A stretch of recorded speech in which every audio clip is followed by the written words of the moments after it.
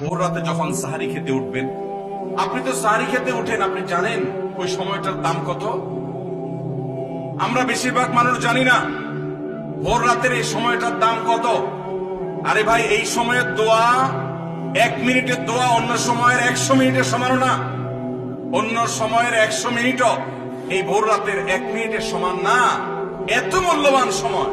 সারি খেতে উঠছেন, সারি খান, ভালো কথা, কিন্তু সারি খাওয়ার আগে পরে 10টা মিনিট জায়নামাজে মুসল্লাতে দাঁড়ান, একটু 2 রাকাত নামাজ পড়েন।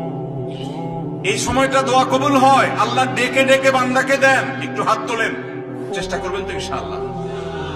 আপনার বাসার এক কোনায় চলে যাবেন, একটু আলো আধারিতে চলে যাবেন, সেখানে গিয়ে বসে আল্লাহর কাছে একটু কথা বলবেন। সিজদা চলে যাবেন, সিজদা গিয়ে আল্লাহর সাথে একটু মন খুলে কথা বলবেন। আল্লাহ, আমি অনেক গুনাহ করেছি, আল্লাহ আমি অনেক পাপিষ্ঠ। শুনেছি আপনার রাসূল জানিয়েছেন যে এই মাসে নাকি আপনি অনেক পাপিষ্ঠকে মাফ করে দিবেন।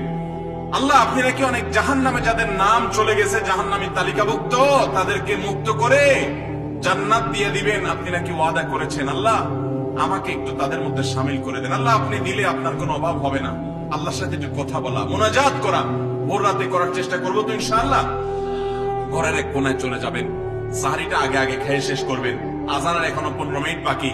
চলে যান এক কোনায়, উযু করে দাঁড়ায় যান 2 রাকাত নামাজে। চলে যান সিজদায়, একটু দোয়া করেন। নিরিবিলি জায়গা যদি বাসায় না থাকে, ছাদে চলে যান, মসজিদে আগে চলে যান, এক কোনায় চলে যান। এই সময়ের 10টা মিনিট অন্য সময়ের ঘন্টাকে ঘন্টার চাইতে মূল্যবান।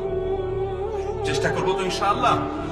ভাইরা আমার, সিয়াম আমাদেরকে হারাম ছাড়ার প্রশিক্ষণ দেয়। সিয়াম আমাদেরকে বলে তোমার যা মনে চায় তা করতে পারবা না। অনেক অবৈধ কাজ করার সুযোগ আসে, তোমার মনেও চায়, কিন্তু করা যাবে না। কারণ যে তুমি রোজা রয়েছো, রোজা রেখে তুমি ট্রেনিং নিয়েছো যে পানি থাকলেই পান করা যাবে না, খাদ্য থাকলেই খাওয়া যাবে না, ক্ষুধা থাকলেই খাওয়া যাবে না, আল্লাহর ভয়ে বেঁচে থাকতে হবে। এই বিষয়টাকে সামগ্রিক জীবনে অ্যাপ্লাই যেন করি, সেই শিক্ষাটাই রমজানের রোজা আমাদেরকে দেয়। আল্লাহ আমাদেরকে সেই শিক্ষা গ্রহণ করার তৌফিক দান করুন।